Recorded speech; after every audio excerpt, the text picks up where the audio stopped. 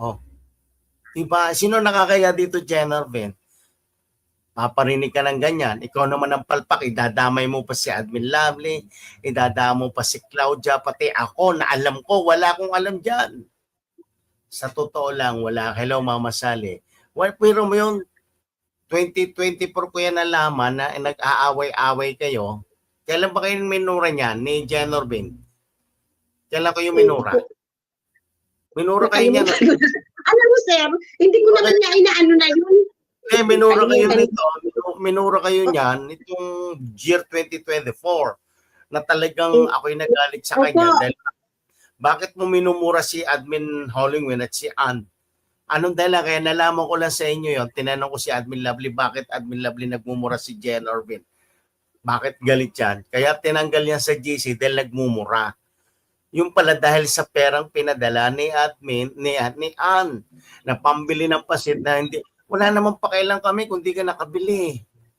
Pero sisisihin mo si Admin Hollingwin, sisisihin mo si Ann na nagpadala ng pera, sisisihin mo si Claudia, si Admin Lovely, wag ganon, Jennervin, wala kaming alam.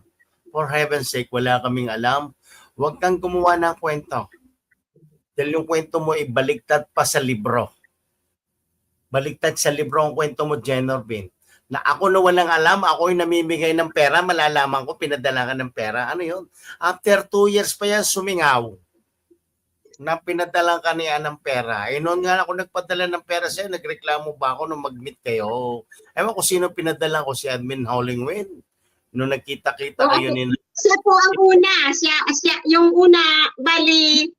Sino? Siya po ang pinadalhan mo yung una. Tapos, nung nandun na kami sa MOA, nagpadala po ulit ikaw sa akin.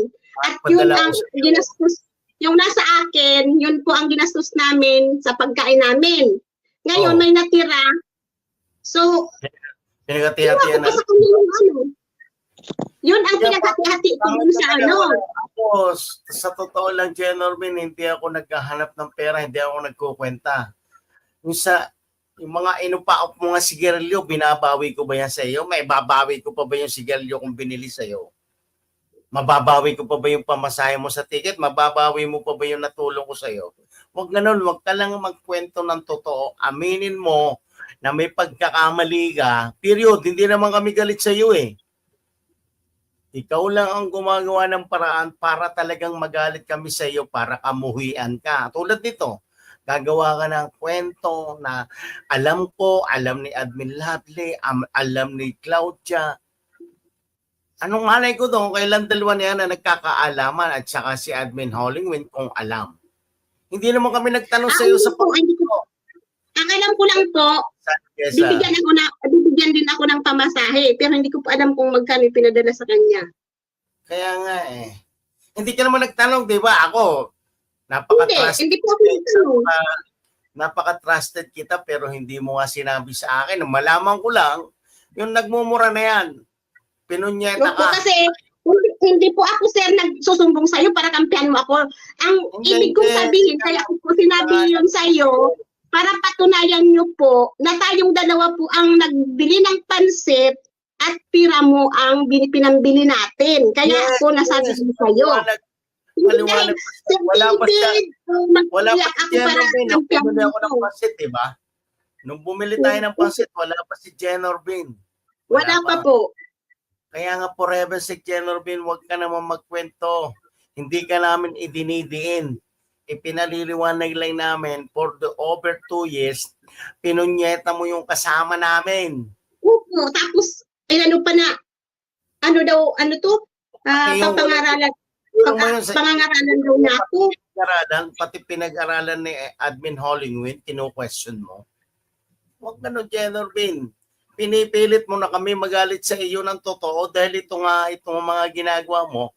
Sabi ko nga, magpahinga na lang muna ako mag live streaming dahil hindi mo wala ang galit ko sa iyo, Jennervin, kahit anong gawin. Lalo ngayon, sasabihin mo na naman, may alam ako sa hindi ko alam. Mamatay na ang buong pamilya, Jennervin. Wala akong alam sa sinasabi mo yung padala ni Ann. Dahil hindi ako nagtatanong. Siya nga din nga sinabi sa akin na nagpadala sa iyo eh. Hindi ko nga alam eh. Nalaman ko lang yan eh nung after 2 years na. After 2 years na minura mo si Ann, minura mo si Halloween, ako'y nagtanong kay Admin Lovely, bakit may punyeta dito sa GC? Bakit tagmura? Di ba? Huwag ganon. Hindi maganda ang bagay na ginawa mo. At ngayon, kung naghahanap ka ng scapegoat, dahil sa kinukwento mo, nandirito ako, magpapatotoo, na kami walang alam, hanggang ngayon, di nga namin alam kung anong ginawa mo sa pera. Konting pera lang yan, Jenormin. Jenormin, napakaliit na halaga. Pero yung trust, ang importante dito yung tiwala. Yung tiwala na magsabi ng totoo, huwag kang magkwento ng baliktad na wala kaming kinalaman, idinadamay mo. Anong malay ko dyan? Yan, no, paliwanag ninyo. Siya, magpaliwanag ka. Siya nagpadala. Magkano pinadala? Anong malay ko kung magkano? Tapos sasabihin mo, alam mo ko, nakadokumento. Ano yun? Huwag ka ng Jenormin, ha? Hindi na kita mumurahin ngayon, pero anak ng teteng. Ginagawa mo kaming tanga eh. Pinaniniwala mo ang tao na alam namin. Anong malay ko doon? Oh.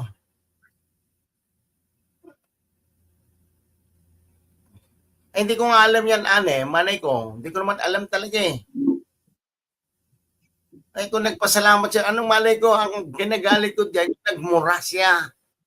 Yun po talagang kinagalit mo, hindi dahil dun sa minura niya si Admin Halloween, pati pinag-aralan ni Halloween, inapak-apakan mo si Halloween.